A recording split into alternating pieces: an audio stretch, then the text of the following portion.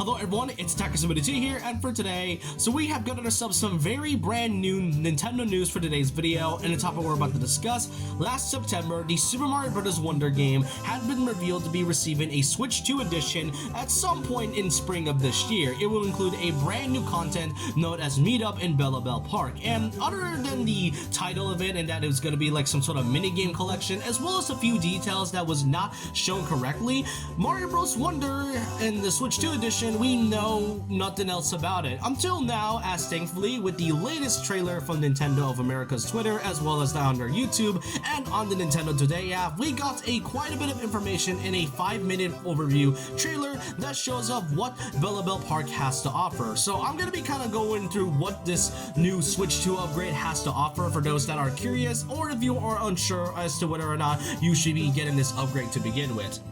So the most important thing I want to cover is the release date. Since Mario Wonder in the Switch 2 edition has stated to be coming out at some point this spring, and one of the months that I predicted the most was definitely March, and lo and behold, they decided to announce that the Mario Bros. Wonder Switch 2 edition plus Meetup in Bellabell Park will be releasing on March 26, 2026. Weirdly enough, a week before the release of the Mario Galaxy movie, which is around April 6th. So it's like they're pretty sure they are doing this because of a few bits of content that they're going to be added in this one. Because as far as the Bellabell Park upgrade, it will include the titular main mode, which you can simply go over there and do a bunch of mini games with your friends, and you can have a game room plaza that holds up to around 12 players in total. And for those that do not have the Switch 2 version of it, or if you have like a friend that has the Switch 2 upgrade of Mario Wonder, you can simply do game share, or you can just do local multiplayer. Either way works. Alongside the main Bellabell Park mode, which is just a consistent full of minigames,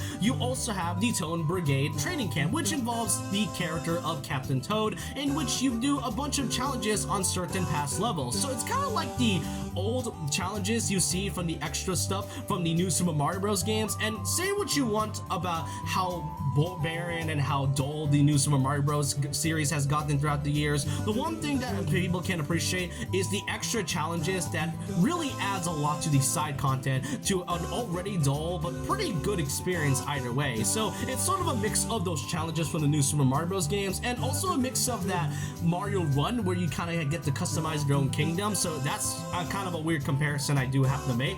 Along with the Training Brigade, which you can upgrade your camp, you can get to track down the Koopalings. The Koopalings were shown pretty briefly during the first time they showed the Switch 2 edition, and it seems that they are going to be playing a sort of big role. So in a way, the Bellabell Park kind of has a bit of a story. You have to track down all the 7 Koopalings, and from what we've seen so far from this Wendy fight, she transforms into a Wonder Effect. So I would assume the rest of the Koopalings are like that, so I do hope that all of them can at least have a unique fight. One of the biggest complaints that a lot of fans were really noticing and talking about when it comes to the new Super Mario Bros. Games was how the samey the Koopalings fight were, and now with Mario Wonder there was like barely any fights at all except for like Bowser and Bowser Jr. So seeing the Koopalings definitely feels like a breath of fresh air, and with the Wonder Effects that is shown here, I would be so glad that all of these Koopalings can have like their own unique fights whatsoever. And another thing, the final thing that they showed off is a brand new assist mode, which is essentially just an easier mode. And I'm gonna be honest, I don't really hate the assist mode, but to me, I kind of feel like it defeats the purpose of Yoshi and Nabbit, whose characters were there as a way for those that don't want to take damage. Sure, they may not take any items or transform into them, or even take any damage except for fallen, but you can not take damage from enemies whatsoever. So kind of having this assist mode sort of defeats the point of those characters being playable to begin with. But for those that just want to have an easier time with Mario Wonder, then there's that option, I guess. Now, interestingly enough, they did show off a power-up that they kind of just skimmed over at the end, and that is the fact that they showed this flower pot item, which turns Mario and I assume the other characters into some type of flower mechanic in which it shoots out flowers. So it's kind of the same thing as the bubble flower in a way, except you become an actual flower. And how can I not forget the main part of Mario Wonder? They fully revealed a brand new character into the Switch 2 edition,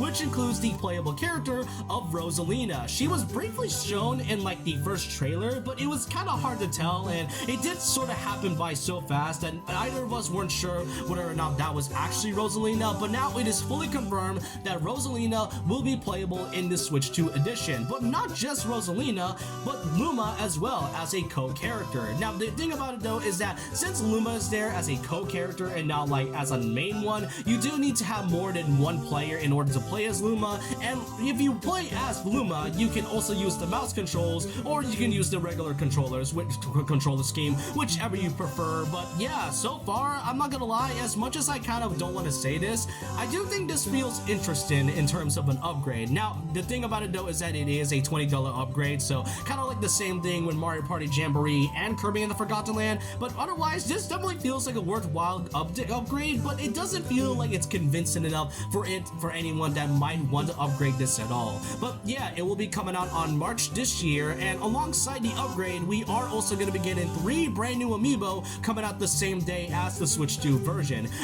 That includes the following of Elephant Mario, Poplin and Prince Florian, as well as Captain Toad and the Talking Flower. Kind of strange we didn't have these amiibo beforehand when the game came out in 2023, but hey, better late than never. But that's all the things I want to cover in Super Mario Bros. Wonder Switch 2 edition. As I said, I actually am a bit interested in this upgrade at all, and since with all the new types of story that we are going to be getting, as well as the new side content, this might seem like a worthwhile purchase. Now, we aren't going to be sure until it comes out in a couple months from now, but otherwise, this is all I just want to cover for today's video. And so with that, let me know your thoughts and opinions down below about this. What do you all think of the brand new Switch 2 edition version of Super Mario Bros. Wonder? Does this trailer convince you that this could be worth a $20 upgrade, or do you think it's best to save your money? Let me know your thoughts and opinions down below about this. And so with that, leave a like, comment, subscribe, hit the notification bell for more videos, follow me on Twitter and Instagram, and I'll see you guys next time. And remember this, once a legend, always a legend.